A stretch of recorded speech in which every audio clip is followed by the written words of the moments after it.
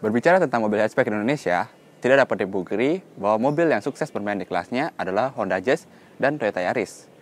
Akan tetapi, ada satu mobil hatchback yang mulai terlupakan oleh masyarakat Indonesia karena status produksi yang sudah di-stop dari tahun 2017. Padahal jika kita lihat harga second-nya, mobil ini memiliki harga second yang sangat menarik. Nah, mobil apakah itu? Ini dia. Swift. Swift. Swift. Swift.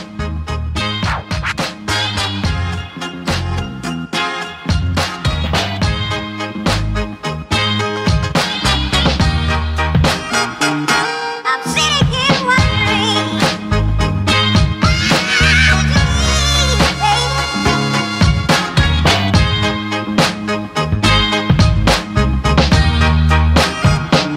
I'm sitting here wondering. Suzuki Swift pertama kali diluncurkan di Indonesia pada tahun 2005 dengan skema CBU langsung dari Jepang. Dan untuk tahun 2007, Suzuki Swift mengalami facelift dan skemanya berubah menjadi CKD yang dirakit di Indonesia, tepatnya di Bekasi. Sayangnya, generasi kedua itu hanya dapat bertahan sampai tahun 2011, dan pada tahun 2012, Suzuki Swift mengalami pergantian model, seperti di unit review kami kali ini. Nah, pada tahun 2012, Suzuki Swift mengeluarkan dua tipe, yaitu tipe GL untuk tipe terendahnya, yang belum memiliki smart keyless entry dan dual SRS airbag.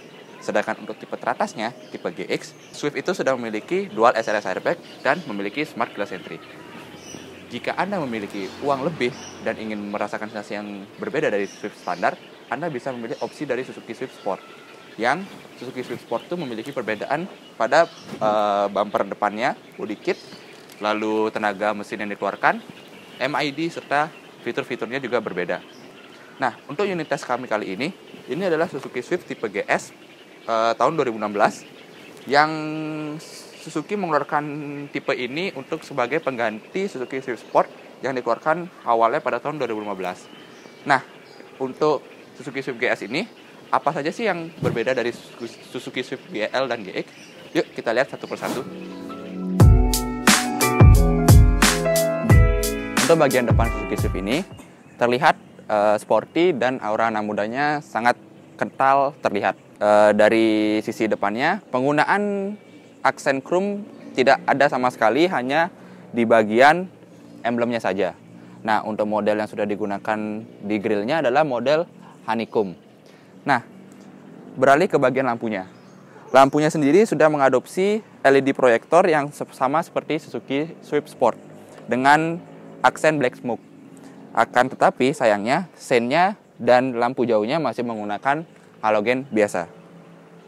Nah, beralih ke bagian fog lampnya.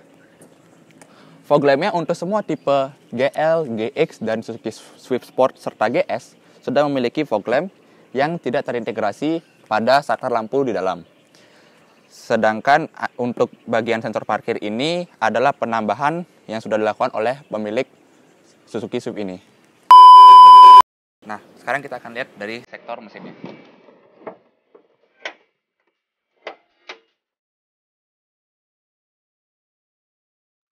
Wow, ada dia.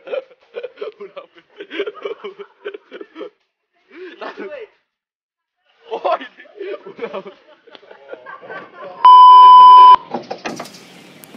Nah, untuk mesin Suzuki Swift, Suzuki Swift ini memiliki mesin yang sama persis dengan yang digunakan oleh R3 sebelum facelift. Kode mesin yang digunakan oleh Suzuki Swift ini adalah berkode K14B dengan tenaga 95 PS dan torsi 130 Nm yang disalurkan ke dua roda depannya. Suzuki Swift ini sudah memiliki sistem pengereman ABS yang di sebelum Suzuki Swift generasi ketiga ini, Suzuki Swift generasi kedua masih belum menggunakan sistem pengereman ABS. Sekarang setelah kita melihat mesinnya, mari kita lihat bagian samping dari mobil ini.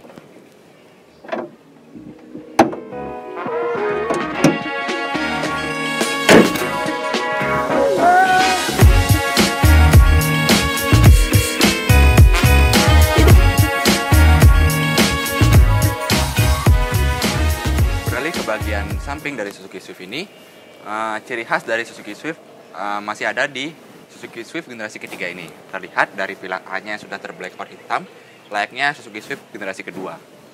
Nah, fitur yang sudah disematkan oleh Suzuki berada di sistem pengunciannya, yaitu dia sudah menggunakan Smart Keyless Entry yang Anda hanya cukup untuk mengantongi kuncinya, lalu Anda bisa mengakses pintunya keluar masuk hanya dengan menekan tombol ini.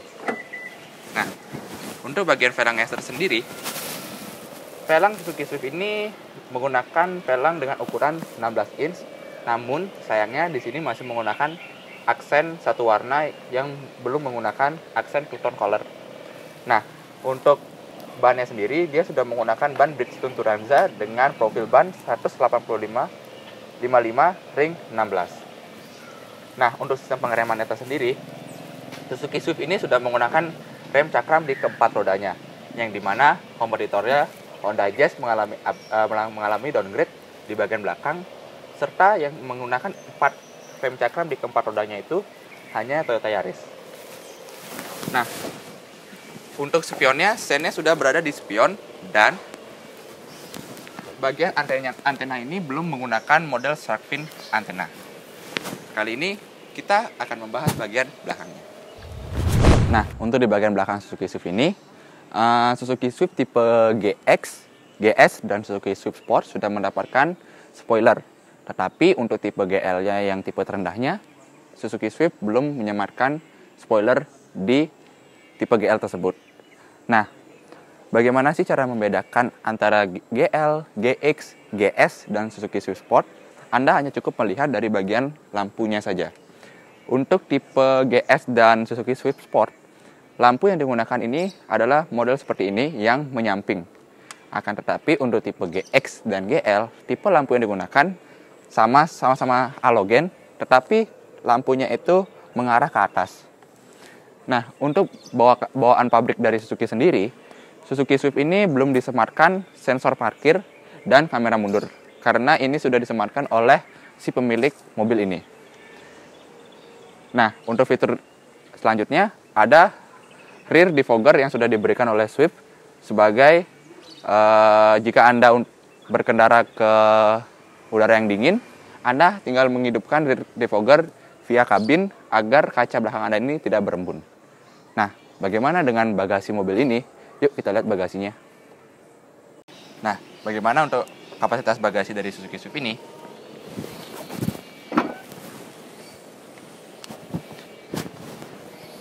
Kelemahan dari Suzuki Swift ini terdapat pada bagasinya. Yang space-nya menurut saya biasa-biasa saja, yang tidak besar di kelasnya. Lalu kelemahan selanjutnya adalah di bagian bibir bagasinya. Sangat tinggi, ketika Anda ingin mengangkat beban yang sangat berat, Anda akan mendapatkan kesusahan. Ya, kalau nggak mentok-mentok kena di bagian sini, mungkin kena baret di bagian cat mobil Anda sendiri. Nah, untuk kelemahan selanjutnya, Suzuki Swift ini belum bisa dilipat rata lantai, hanya bisa dilipat seperti ini.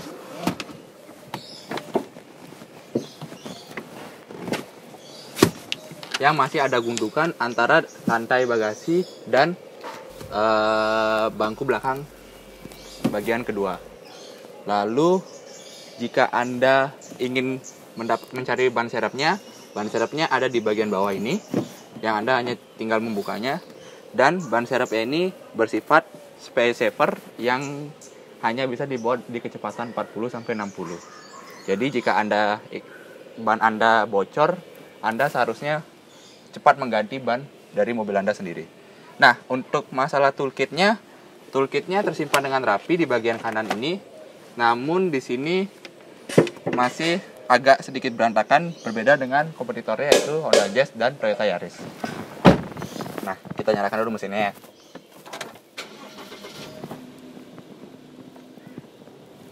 Nah, untuk di bagian interiornya sendiri, dia masih menggunakan hard plastik yang dimana tidak terlalu mengejutkan untuk main kelas di hatchback harga 200-300 juta.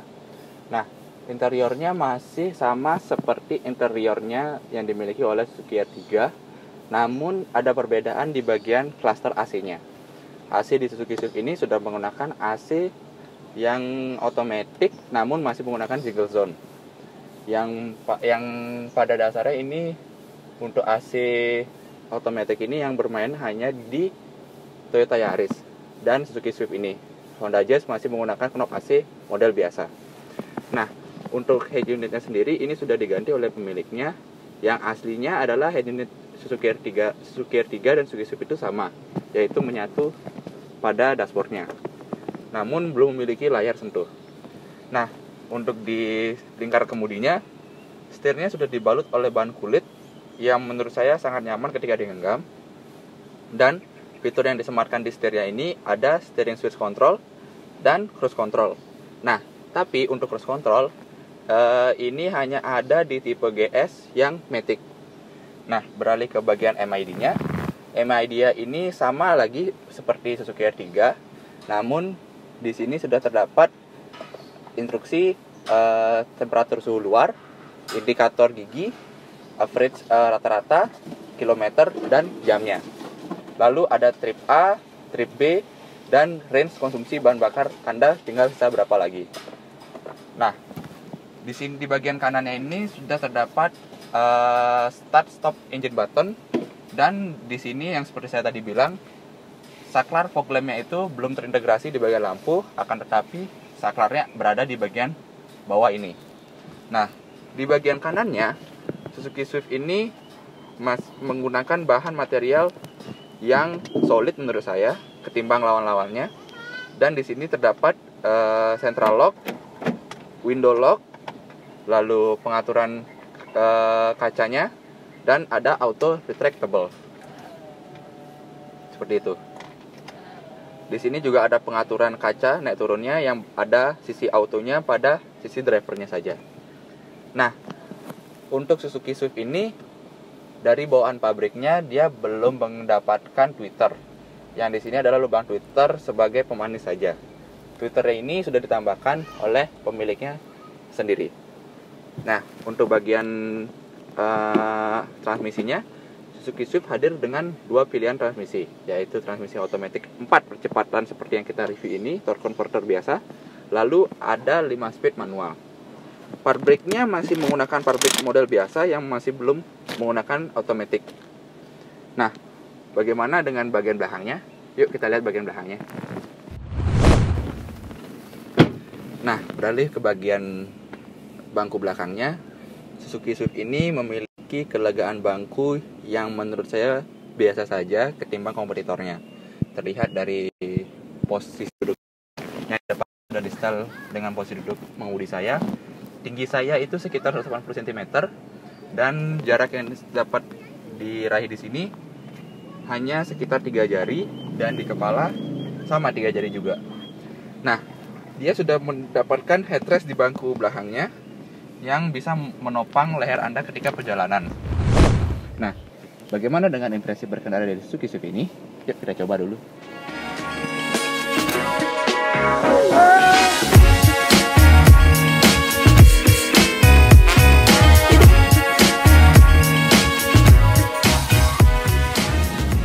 Nah, untuk impresi berkendara Swift generasi ketiga ini, kita akan membahasnya satu persatu mulai dari setirnya. Nah, untuk setirnya sendiri ini sudah sangat membaik ketimbang generasi keduanya, karena feel setir yang ada di Suzuki Swift generasi ketiga ini dia memiliki feel yang sangat responsif dan dia tergolong ringan ketika diajak bermanuver ketimbang generasi kedua. Seperti saya bawa ke U-turn, putar balik, dan ketika saya menyalip. Nah, untuk sistem pengeremannya, pengereman dari mobil ini generasi ketiga yang saya review ini, dia sangat lembut karena dia sudah mengadopsi sistem pengereman ABS, yang dimana generasi keduanya itu belum menggunakan sistem pengereman ABS. Nah, seperti saya bilang tadi, gasnya itu sangat responsif dan lembut. Terbukti ketika saya menginjak gasnya agak sedikit dalam, gasnya ini langsung mengatakan kepada saya bahwa gas ini ingin digas. Dan ketika saya gas agak dalam, mobil ini memainkan RPM atasnya dengan sangat baik seperti ini. Jadi menurut saya ini mobil yang fun to drive untuk dibawa di perkotaan. Nah, berbicara untuk transmisinya sendiri, transmisi mobil ini menggunakan 4 speed torque converter biasa, yang dimana pesaingnya itu sudah menggunakan transmisi CVT. Ada kelemahan dan kekurangan dari masing-masing transmisi yang digunakan. Seperti transmisi CVT. Transmisi CVT itu keunggulannya adalah tarikannya dia sangatlah halus, lalu keiritan bahan bakarnya juga bagus. Namun kekurangannya, ketika kita gas, transmisi CVT itu akan mengalami hentakan seperti tenaga mesin itu ditahan oleh transmisinya. Jadi ada sedikit raungan yang masuk ke dalam kabin ketika Anda menggunakan transmisi CVT. Berbeda dengan transmisi torque converter biasa seperti Suzuki Swift generasi 3 ini, kelemahannya adalah dia tidak halus, masih ada hentakannya, akan tetapi kelebihannya itu yang saya suka, yaitu ketika saya ingin membawa kecepatan mobil ini dengan kecepatan tinggi, respon dari transmisi ini sangatlah responsif dan galak, karena dia tidak menahan tenaga yang ada di mesin Swift generasi ketiga ini. Nah, berbicara tentang kekedapan kabinnya, untuk nilai 1-10, kekedapan kabin yang ada di generasi ketiga ini saya bisa bilang di sekitar angka 4-5. Karena dari suara mesinnya itu masih masuk ke dalam, lalu suara-suara kaki-kaki kolongnya itu, suara bannya masih ada bocor masuk ke dalam, dan suara dari luar mobil seperti ini itu masih terdengar jelas di dalam kabin Suzuki Swift generasi ketiga ini. Memang ini bukan suatu hal yang mengagetkan, karena untuk di rivalnya pun masih sekitaran segini untuk kekedapan kabinnya. Jadi Anda tidak bisa mengharapkan banyak tentang kekedapan kabinnya agar bagus, kecuali Anda bisa menambah opsi, yaitu menambah peredam pada bagian kakinya dan pintu-pintunya. Nah, untuk akselerasi sendiri ini, mobil ini memiliki akselerasi yang menurut saya enak dan sekaligus halus. Karena ketika saya ingin membawa mobil ini dengan kecepatan tinggi, mobil ini merespon dengan sangat baik karena transmisinya tidak CVT yang tidak menahan tenaga dari mesinnya. Namun ketika saya ingin berkendara dengan hemat, mobil ini juga bisa kita bawa berkendara dengan hemat. Seperti ini, saya konstan membawa kecepatannya di 60 km per jam. Di jarum RPM-nya, dia hanya menahan di 1500, tidak sampai 2000 RPM. Yang dimana itu bisa membuat efisiensi bahan bakar Anda sangat menjadi baik. Nah, lalu berbicara keiritan bahan bakarnya, bahan bakar Suzuki Swift ini menurut saya relatif, karena tergantung dari Anda melihatnya dari sisi mana. Karena untuk rute dalam kota, Suzuki Swift ini mampu mencatatkan di 12 km per liter sampai 13 km per liter. Itu tergantung dari cara Anda membawa mobilnya. Dan di rute jalan tol, itu jika Anda membawa konstan di 80 atau 90, mobil ini berhasil mencatatkan di sekitar 14 sampai 15 km per liter. Yang menurut saya itu angka yang sangat baik untuk hatchback di kelasnya. Nah, selanjutnya saya akan membahas fitur-fitur yang ada di dalam kabinnya ini.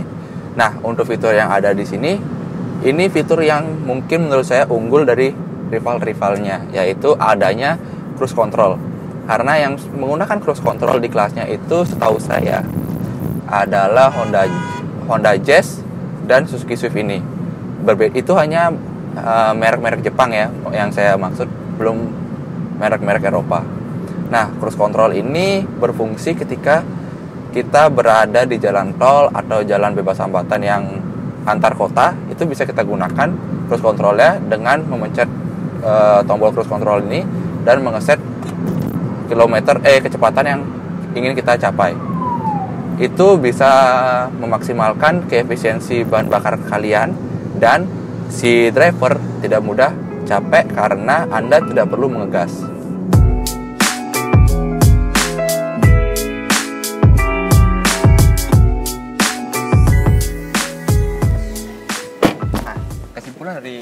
review kami hari ini adalah Suzuki Swift ini sangatlah worth it Anda beli jika Anda memiliki range harga budget yang sekitaran harga 120 sampai di 160 juta.